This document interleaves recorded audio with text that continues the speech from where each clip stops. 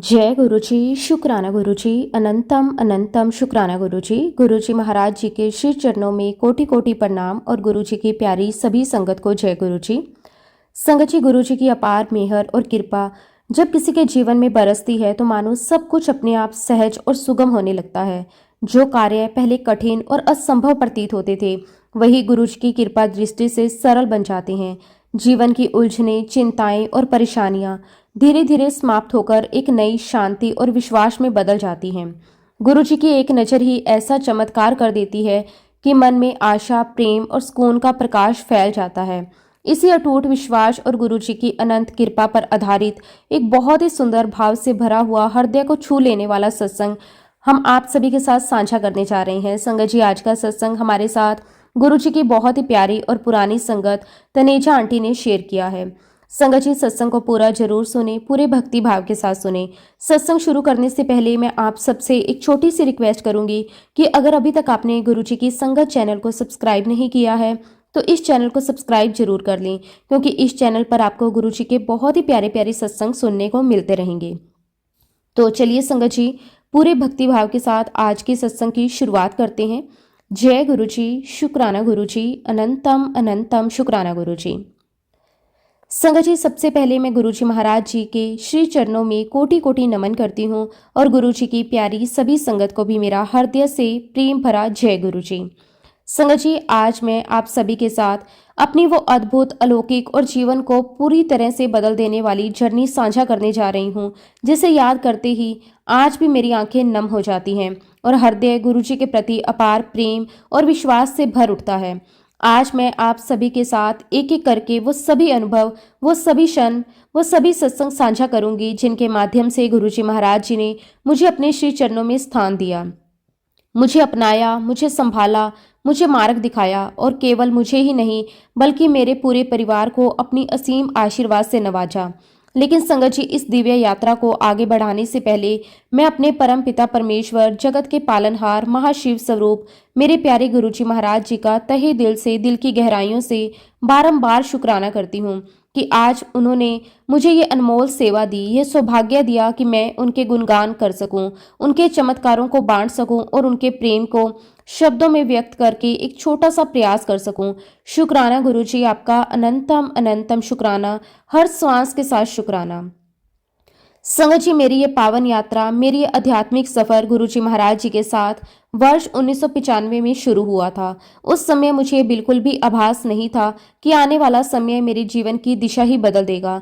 मेरी सोच, मेरा दृष्टिकोण, मेरा हर अनुभव गुरुजी की कृपा से एक नई रोशनी में निखर उठेगा। उस समय संगत जी, जनरल बख्शी अंकल मेरे छोटे भाई को गुरुजी महाराज जी के दरबार में लेकर गए थे। ये सब एक साधारण घटना की तरह शुरू हुआ, लेकिन इसके पीछे गुरुजी की एक गहरी और दिव्य योजना छुपी हुई थी, जिसका मुझे उस समय बिल्कुल भी अंदाजा नहीं था। एक दिन संगत जी, जब मेरा छोटा भाई मेरे घर आया तो मेरी नजर अचानक उसके गले में पड़े एक सुंदर से पेंडेंट पर पड़ी। वो पेंडेंट कुछ अलग ही चमक रहा था। उसमें एक अनोखी आकर्षण शक्ति थी जिससे वह मुझे अपनी ओर खींच रही थी। संगत जी, मेरा छोटा भाई, जिसका नाम राम है, जब वह मेरे सामने बैठा था तो मेरी दृष्टि बार बार उसी पेंडेंट पर जा रही थी।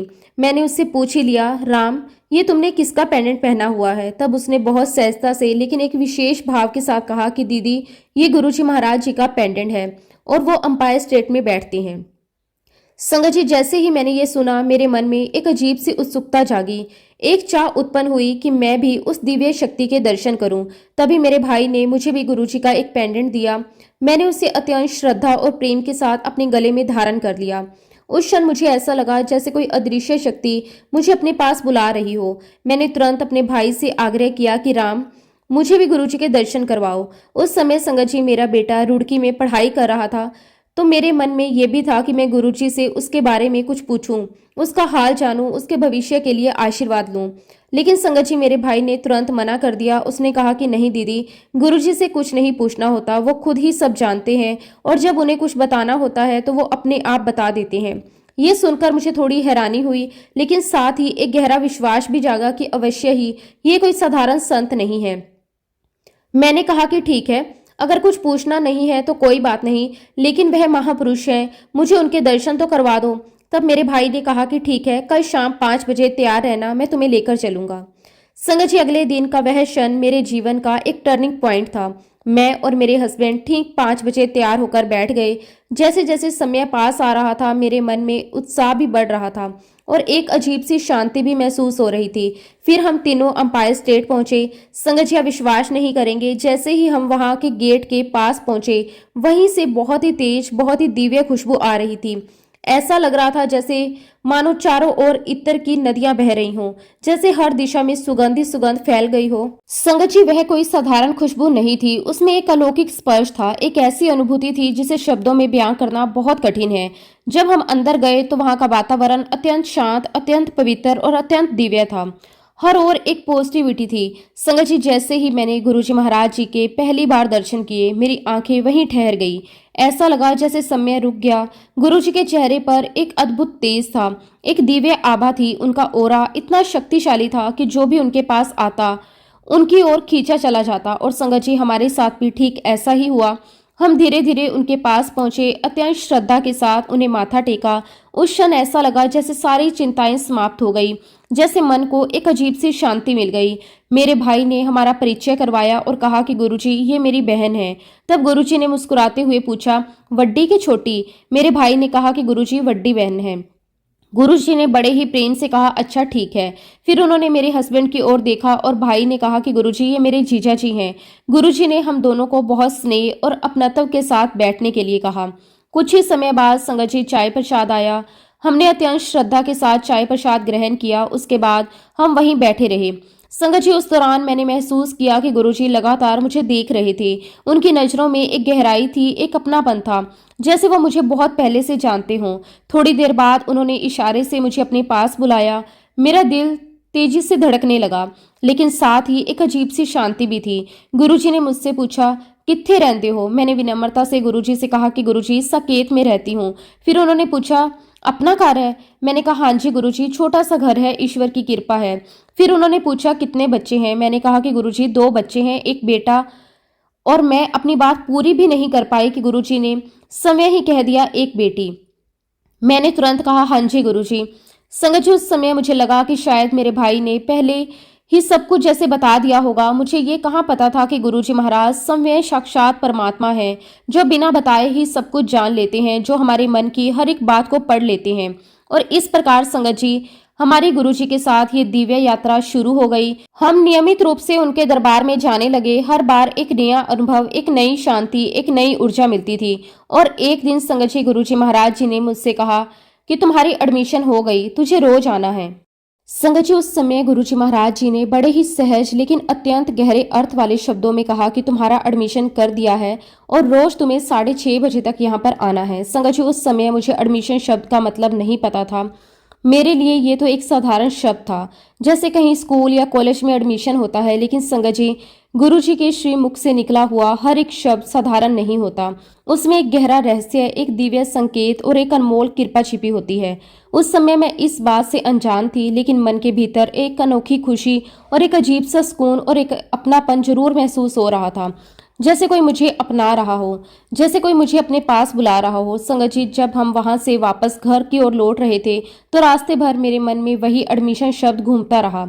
आखिरकार मैंने अपने भाई से पूछ ही लिया, राम, ये एडमिशन का मतलब क्या होता है? तब मेरे भाई ने बड़े ही सरल लेकिन गहरे शब्दों में समझाया कि दीदी, इसका मतलब है कि गुरुजी को तुम्हारा आना अच्छा लगा। गुरुजी ने तुम्हें स्वीकार कर लिया। अब तुम्हारा और गुरुजी का एक कनेक्शन बन गया है। गुरुजी हमारे मन की श्रद्धा, हमारे भाव और हमारी सच्चाई को देख लेते हैं, और जब उन्हें लगता है कि कोई सच्चे दिल से आया है, तभी वह उसका एडमिशन करते हैं। संगत जी, ये सुनकर मेरे मन में एक अजीब सी भावना जागी, खुशी भी, विश्वास भी।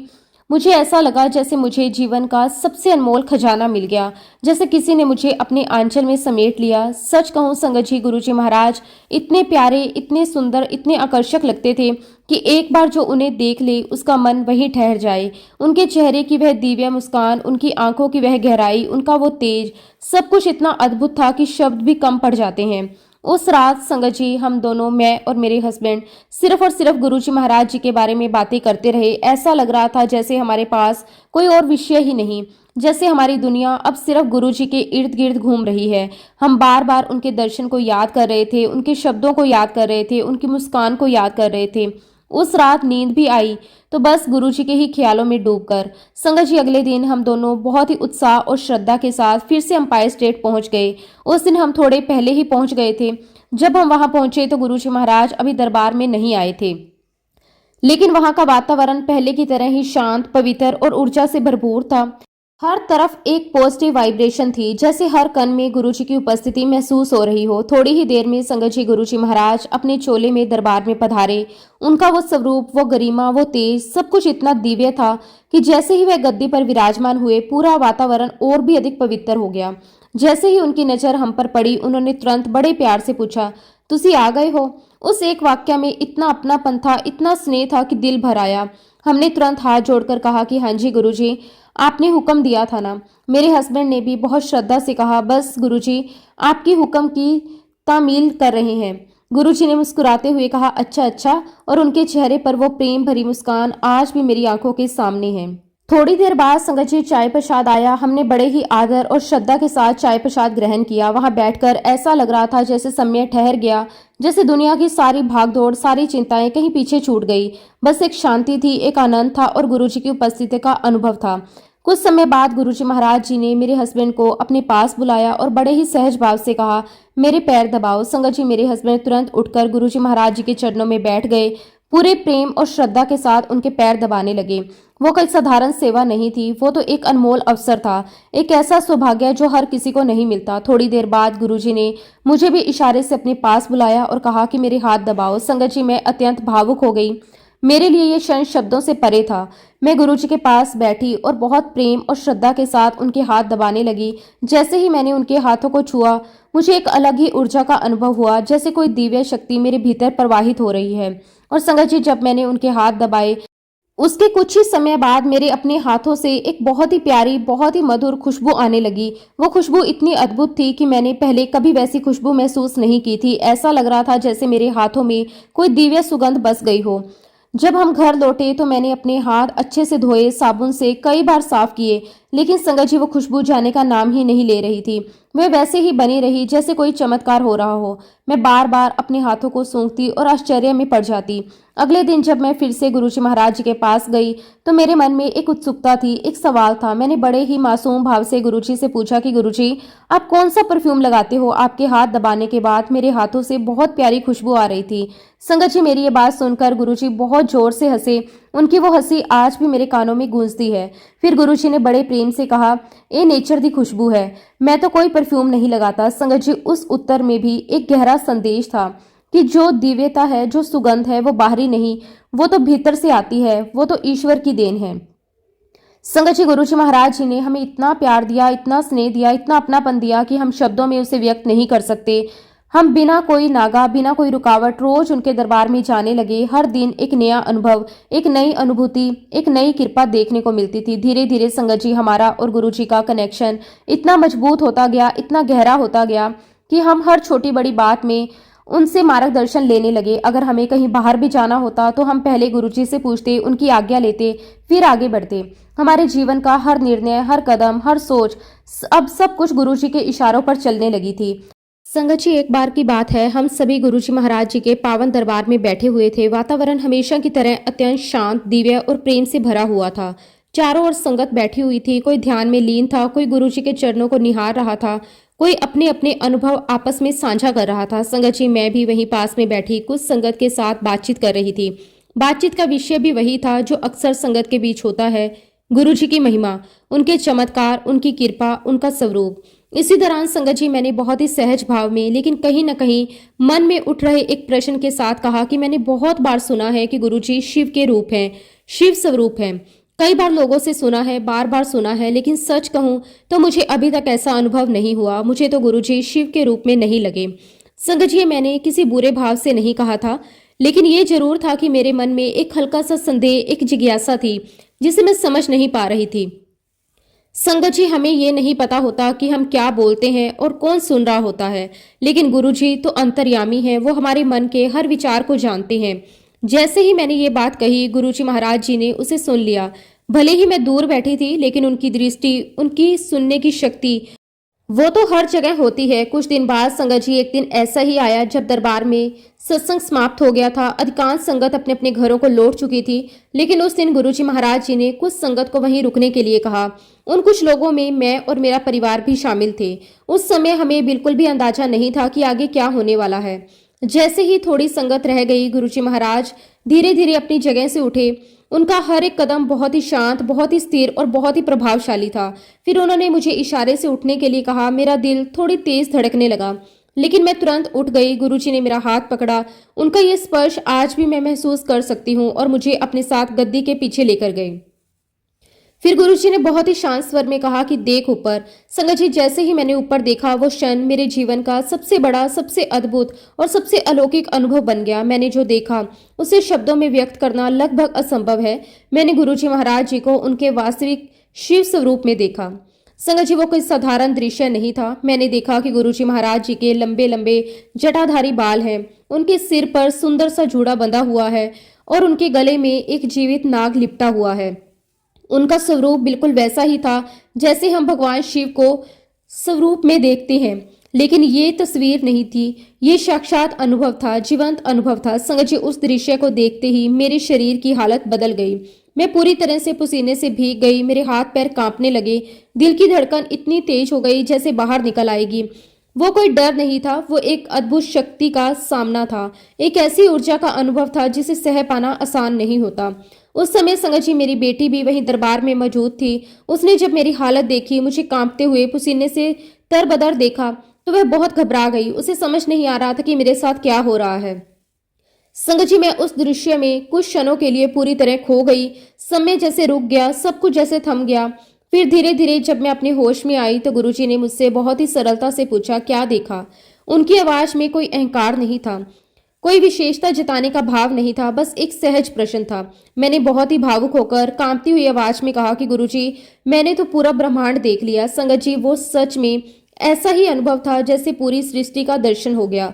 तब गुरुजी ने मुस्कुराते हुए लेकिन एक गहरे संदेश के साथ कहा, तो चल फिर अपने गुरु ते शक ना कितना कर। संगत जी, ये सुनकर मैं अंदर से पूरी तरह हिल गई। मुझे तुरंत समझ आ गया कि गुरुजी को मेरी वो बात पता चल गई थी जो मैंने कुछ दिन पहले संगत में कही थी कि मुझे गुरुजी शिव के रूप में नहीं लगे। उस क्षण संगत जी, मुझे बहुत ही शर्मिंदगी महसूस हुई। मुझे लगा जैसे मैंने बहुत बड़ी गलती कर दी, लेकिन साथ ही मेरे मन में एक गहरा विश्वास भी जाग गया। एक अटूट श्रद्धा उत्पन्न हो गई कि गुरुजी वास्तव में वही हैं जो लोग कहते हैं, साक्षात शिव स्वरूप। उस दिन के बाद संगत जी, मेरा और गुरुजी का रिश्ता पूरी तरह बदल गया। वो केवल एक श्रद्धा नहीं रही, वो एक अटूट विश्वास बन गया, एक ऐसा संबंध बन गया जिसे शब्दों में नहीं बांधा जा सकता।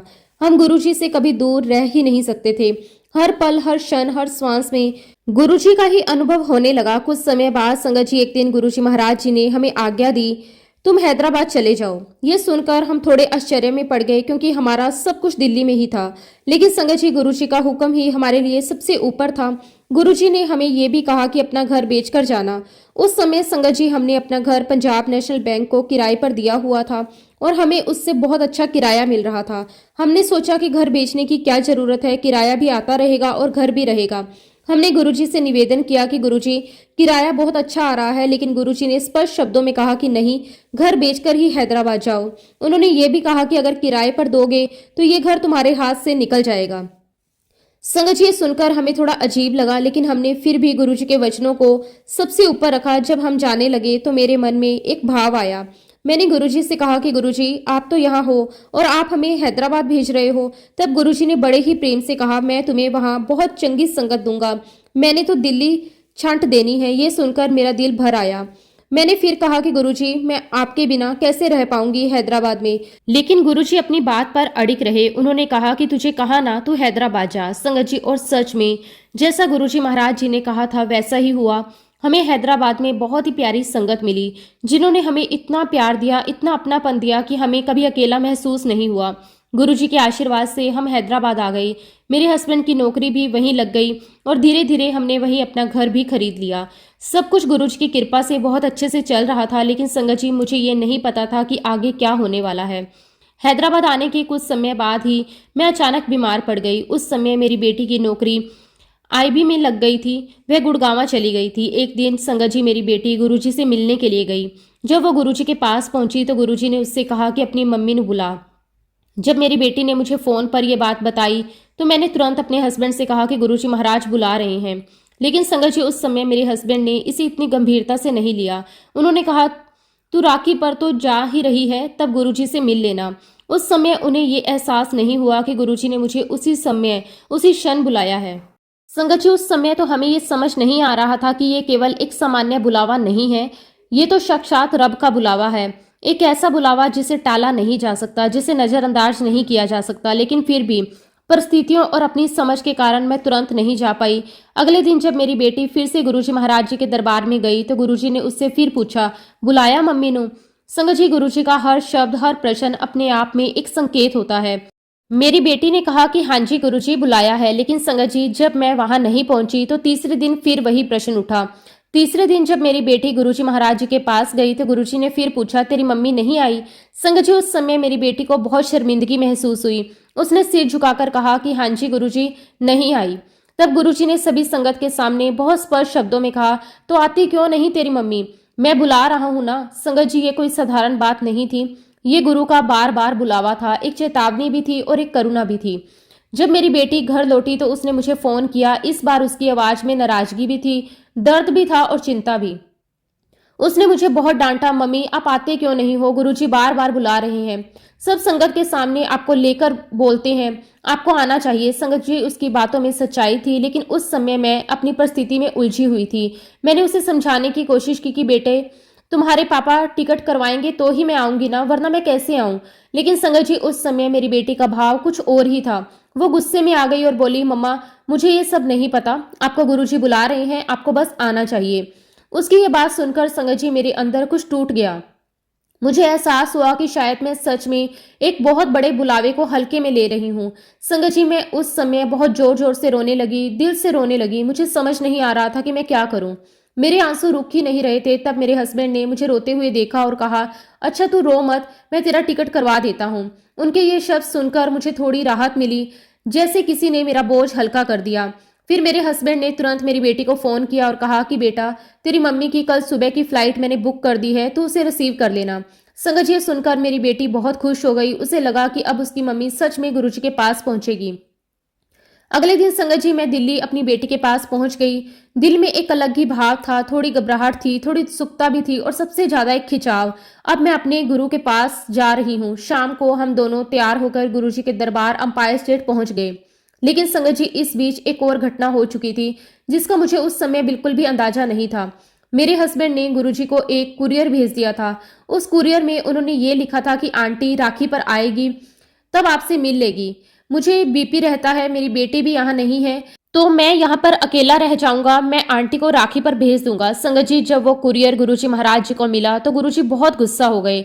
उनका वो गुस्सा भी संगत जी एक कृपा ही होता है, एक चेतावनी होती है। उन्होंने कहा कि मैं कोई आपदे वास्ते बुलाना पिया आंटी नु, तानू नहीं पता कि उसके ऊपर कितनी बड़ी मुसीबत आने वाली है। संगत जी, उस समय किसी को भी ये अंदाजा नहीं था कि गुरुजी किस मुसीबत की बात कर रहे हैं। लेकिन संगत जी, सच्चाई तो ये थी कि उस समय मेरे ब्रेन के अंदर लगभग 6 इंच की एक बहुत बड़ी ट्यूमर बन रही थी।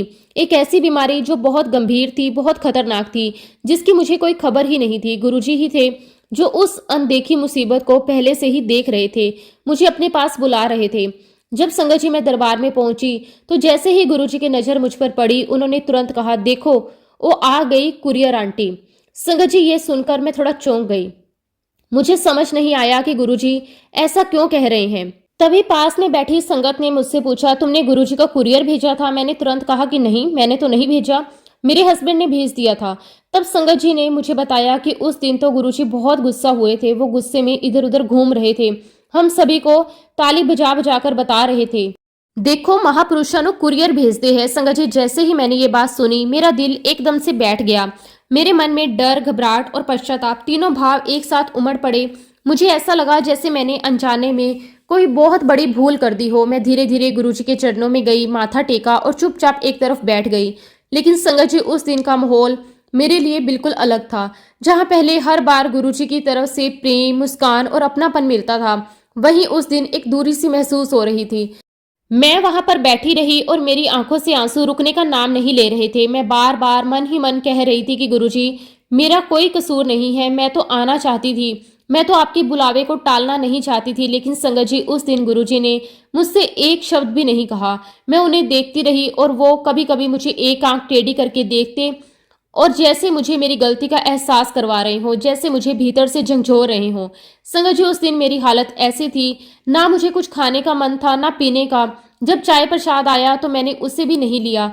मैं बस बैठी रही, रोती रही और अपने भीतर की गलानी में डूबी रही। मेरे आसपास संगत बैठी थी, लेकिन मुझे किसी की आवाज सुनाई नहीं दी।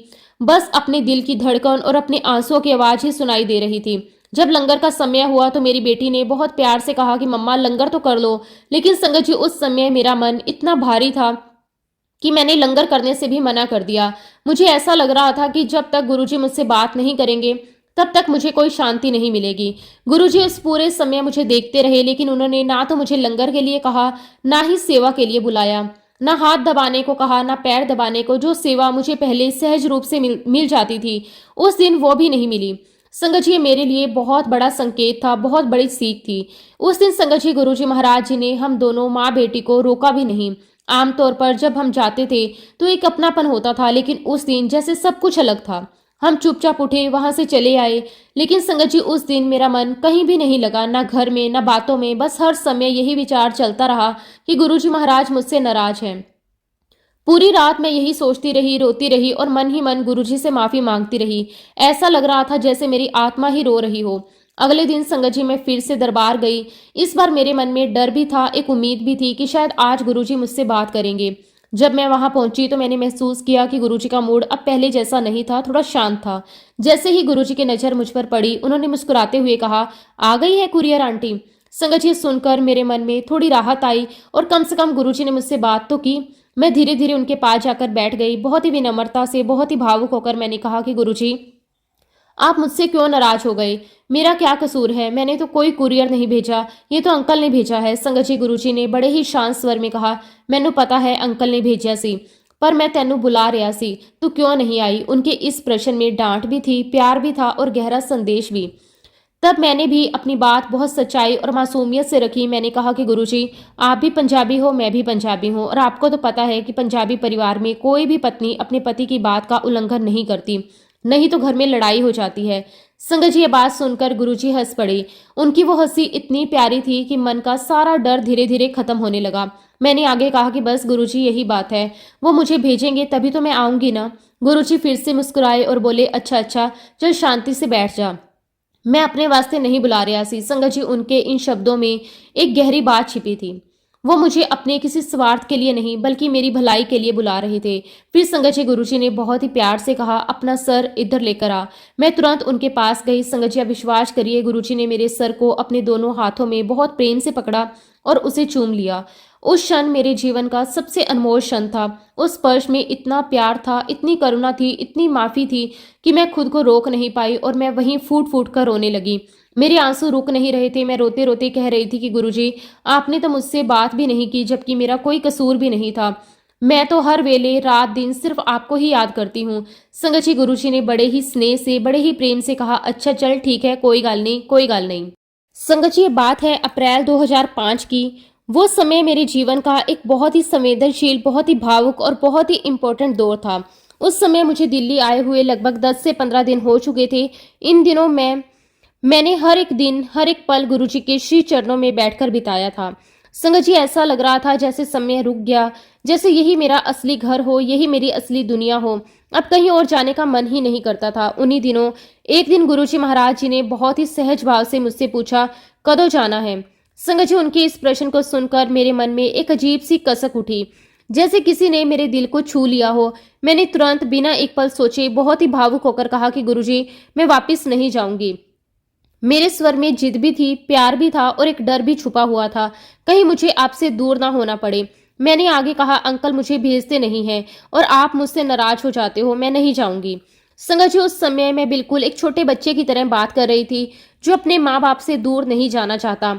मेरे मन में बस यही था कि मैं गुरुजी के पास रहूं, उनकी सेवा करूं, उनके चरणों में बैठी रहूं और कभी उनसे दूर ना जाऊं। लेकिन संगत जी गुरुजी महाराज जी तो सब जानते थे, हर परिस्थिति, हर जिम्मेदारी, हर कर्तव्य। उन्होंने बहुत ही प्रेम से लेकिन दृढ़ता के साथ कहा कि नहीं नहीं, जाना पड़ेगा। उनके स्वर में स्नेह भी था और आदेश भी।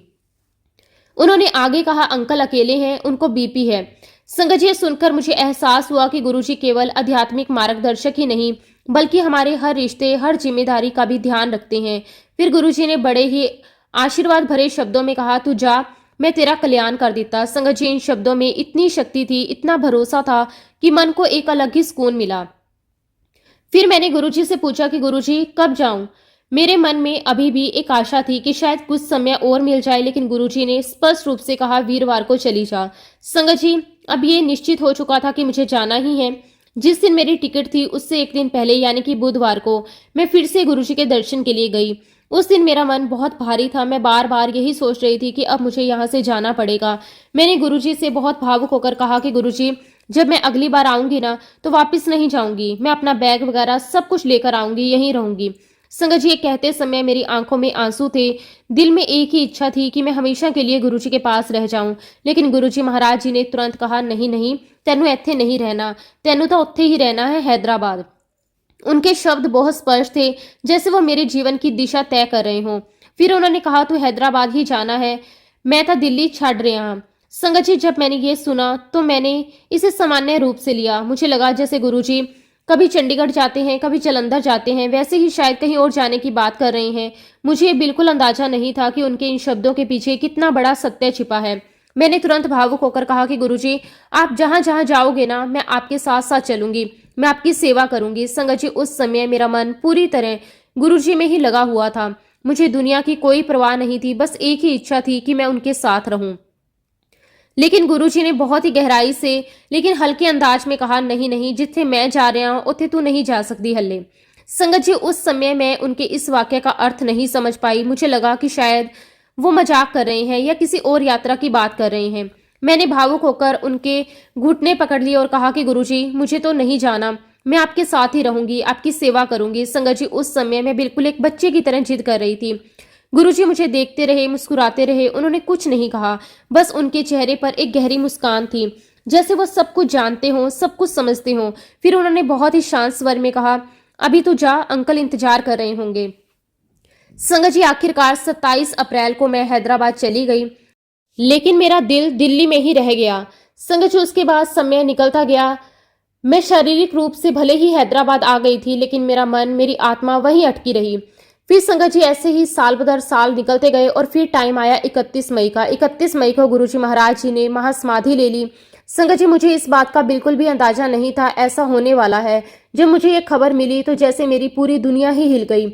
ऐसा लगा जैसे सब कुछ खत्म हो गया। मेरे अंदर एक गहरा खालीपन आ गया, एक ऐसी पीड़ा जिसे शब्दों में व्यक्त करना संभव नहीं है। मैं बार बार खुद को कोसती रही, बार बार यही सोचती रही, मुझे उस दिन गुरुजी को छोड़कर नहीं आना चाहिए था, मुझे वहीं रुक जाना चाहिए था, मुझे उनकी बात नहीं माननी चाहिए थी। संगत जी, ये पछतावा मेरे दिल को अंदर से तोड़ रहा था। मुझे ऐसा लग रहा था मैंने अपने जीवन का सबसे बड़ा अवसर खो दिया, सबसे बड़ी गलती कर दी। लेकिन धीरे धीरे मुझे ये समझ में आया, जो कुछ भी हुआ वो भी गुरुजी महाराज जी की इच्छा से हुआ था। संगत जी, एक बार गुरुजी ने मुझसे बहुत ही सामान्य तरीके से पूछा था, तेरे पिताजी क्या करते हैं? मैंने उन्हें बताया, गुरुजी अब मेरे पिताजी नहीं हैं, वो गवर्नमेंट टीचर थे। फिर गुरुजी ने पूछा, माँ क्या करती है, माँ कहाँ है? मैंने बहुत ही भावुक होकर कहा कि गुरुजी वो भी नहीं है। फिर संगत जी, गुरुजी महाराज जी ने बहुत ही सहज भाव से लेकिन एक गहरी दृष्टि के साथ मुझसे पूछा, तेरे हस्बैंड के माता पिता तो होंगे? संगत जी, उस समय मेरे मन में जो भाव था वो बहुत ही भावुक था। मैंने नम्रता से उत्तर दिया कि गुरुजी कोई नहीं है, सब छोड़कर चले गए। ये कहते हुए मेरे अंदर एक खालीपन था, एक कमी का एहसास था जो वर्षों से मेरे भीतर कहीं दबी हुई थी। और संगत जी, उसी भावुकता से, उसी लगाव में, उसी अपनत्व की भावना में मैंने तुरंत कहा कि गुरुजी आप हो ना हमारे माँ बाप, आप ही मेरी माँ हो, आप ही मेरे पिता हो। उस समय मुझे सच में ऐसा ही लगता था कि गुरुजी ही मेरे सब कुछ है, मेरे रक्षक, मेरे पालक, मेरे अपने, मेरे पालनहार, सब कुछ गुरुजी हैं। लेकिन संगत जी, जो उत्तर गुरुजी ने मुझे दिया वो मेरे जीवन की सबसे बड़ी सीखों में से एक बन गया। गुरुजी ने बहुत ही स्पष्ट लेकिन प्रेम से भरे शब्दों में कहा, मैं तेरा माँ प्यो नहीं गा, ना मैं तेरे अंकल दा माँ प्यो हाँ, मैं तो सिर्फ तेरा गुरु हाँ। संगत जी, उस समय ये सुनकर मैं थोड़ी चौंक गई। मुझे लगा गुरुजी ऐसा क्यों कह रहे हैं, लेकिन आगे जो उन्होंने समझाया उसने मेरी सोच ही बदल दी। गुरुजी ने बड़े धैर्य और प्रेम से कहा, तेरे पिता ने तेरा फर्ज निभाया और चले गए। तेरी माँ ने तुझे पाला पोसा, बड़ा कर दिया, अपने सारे कर्तव्य पूरे किए और वो भी चली गई। अंकल दा प्यो भी तुर गया ते अंकल दी माँ भी तुर गई। संगत जी, इन शब्दों के माध्यम से गुरुजी ये समझा रहे थे कि माता पिता इस संसार में अपने अपने कर्तव्य निभाकर चले जाते हैं। ये प्रकृति का नियम है। फिर गुरुजी ने बहुत ही गहरी बात कही, पर जो गुरु होता है ना, वो हमेशा साथ रहता है। तू जिस दिन मुझे आवाज लगाएगी, तेरा ये गुरु तेरे पास आ जाएगा। मैं हमेशा तेरे नाल रवांगा, तो चिंता ना करी। संगत जी, इन शब्दों में इतनी शक्ति थी, इतना विश्वास था कि मेरे मन का सारा डर, सारी कमी, सारी असुरक्षा खत्म हो गई। मुझे ऐसा लगा जैसे मुझे जीवन का सबसे बड़ा सहारा मिल गया। एक ऐसा सहारा जो कभी टूट नहीं सकता, जो कभी छूट नहीं सकता। और इसी बात को और गहराई से समझाने के लिए मैं आपको अपने बेटे का एक अनुभव सुनाना चाहती हूँ, जो ये सिद्ध करता है कि गुरुजी सच में हर जगह हमारे साथ होते हैं। एक बार की बात है संगत जी, मेरा बेटा दुबई से घर आया हुआ था। वो थोड़ा गंभीर लग रहा था। मैंने उससे पूछा कि क्या हुआ, तो उसने कहा कि मम्मा, मेरे साथ एक बहुत बड़ा इंसिडेंस हुआ। उसके चेहरे के भाव देखकर मुझे थोड़ा डर लग गया। उसने बताया कि मम्मा, मैं अपनी गाड़ी लेकर मैं मॉल गया था। संगत जी, मेरा बेटा जब भी कहीं जाता था तो मेरे मुंह से हमेशा एक ही बात निकलती थी कि गुरु दे हवाले, क्योंकि मुझे अपने गुरुजी पर पूरा भरोसा है, वो हमेशा मेरे बच्चों की रक्षा करेंगे। संगत जी, मेरे बेटे ने आगे बताया, मैंने अपनी गाड़ी पार्किंग में पार्क की, मॉल के अंदर शॉपिंग करने चला गया। काफी देर तक मैं घूमता रहा, सामान लिया, फिर थोड़ा थक गया और मैंने एक कॉफी पी। सब कुछ सामान्य था, लेकिन फिर संगत जी असली घटना शुरू हुई। उसने कहा कि जैसे ही मैं वापस पार्किंग में आया, मुझे मेरी गाड़ी मिली ही नहीं। संगत जी, आप सोच सकते हो कि उस समय उसकी क्या हालत हुई होगी। उसने बताया कि उसने एक बार नहीं, दो तीन बार नहीं, तीन चार बार पूरी पार्किंग के चक्कर लगाए, हर फ्लोर, हर लाइन, हर कोना देखा, लेकिन गाड़ी कहीं भी नहीं मिली। ऊपर से संगत जी, दुबई की भीषण गर्मी, इतनी तेज गर्मी कि इंसान कुछ ही देर में परेशान हो जाए। वो पसीने से तरबदर हो गया, थक गया, लेकिन गाड़ी का कहीं पता नहीं। फिर वो बोला कि मम्मा, मैं बहुत परेशान हो गया। मैं पानी की बोतल लेकर एक तरफ बैठ गया और सोचने लगा कि दुबई में तो चोरी होती ही नहीं, फिर मेरी गाड़ी कहाँ गई। संगत जी, उसकी हालत बहुत खराब हो गई, थकान, चिंता, डर, सब कुछ एक साथ। उसने कहा कि मैंने पूरी पार्किंग छान मारी, लेकिन गाड़ी नहीं मिली। तभी संगत जी, उसे मेरी एक बात याद आई, जब भी तुम किसी मुसीबत में हो, गुरुजी महाराज जी को याद करना।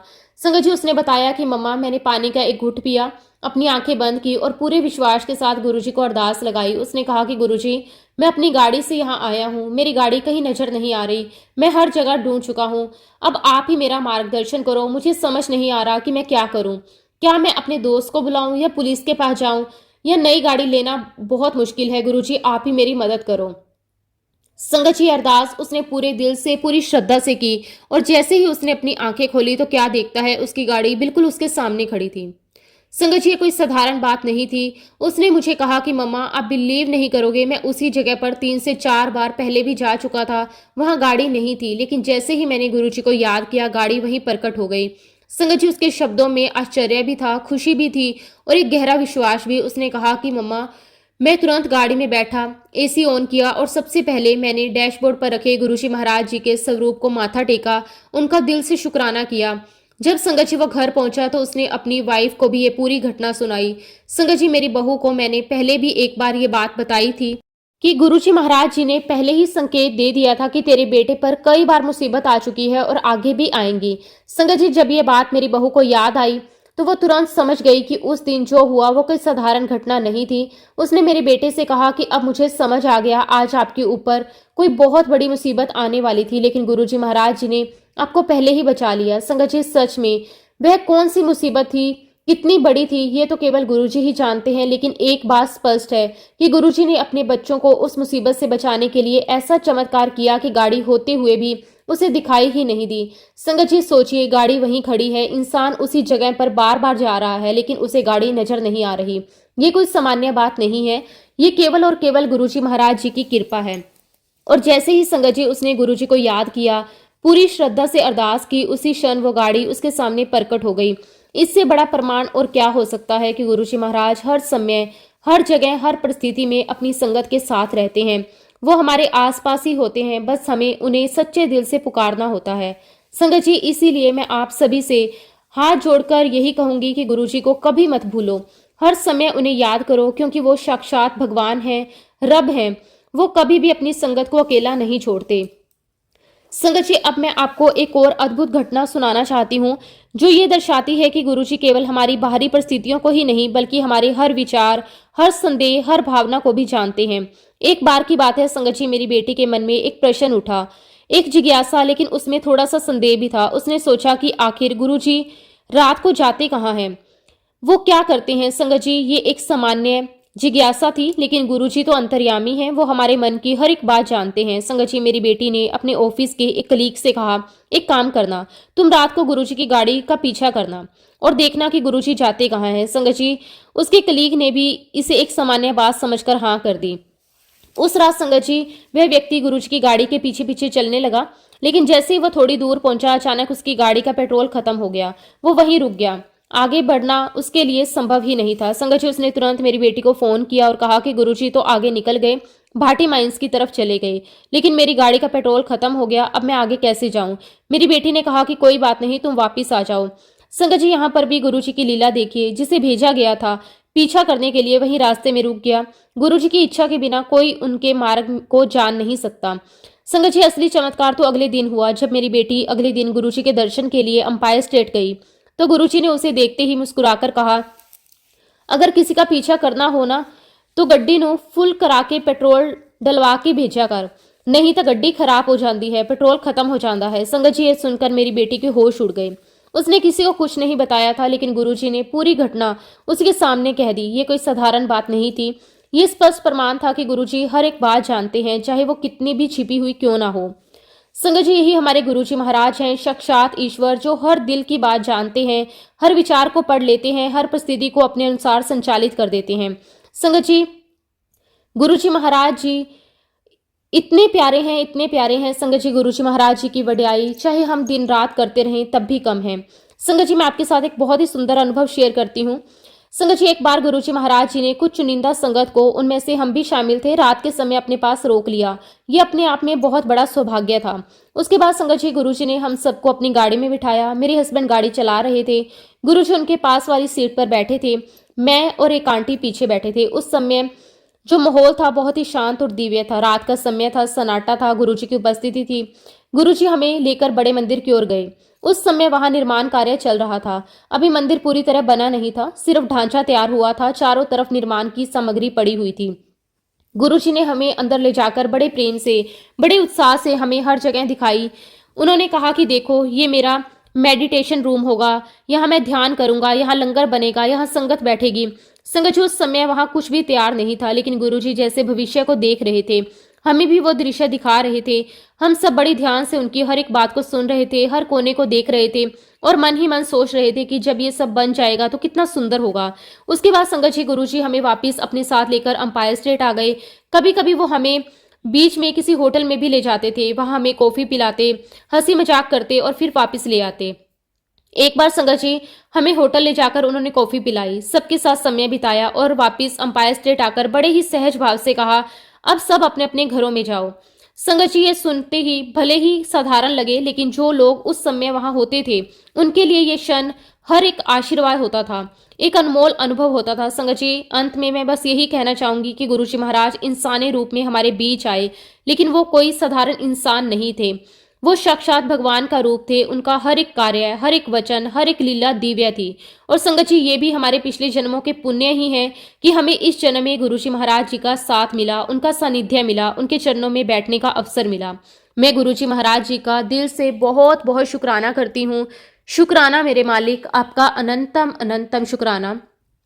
बस ऐसे ही गुरुजी हमेशा हमें अपने चरणों के साथ लगाए रखना। जय गुरुजी, शुक्राना गुरुजी, अनंतम अनंतम शुक्राना गुरुजी। इसी के साथ संगत जी, अब मैं अपने शब्दों को, अपनी वाणी को यहीं पे विराम देती हूँ।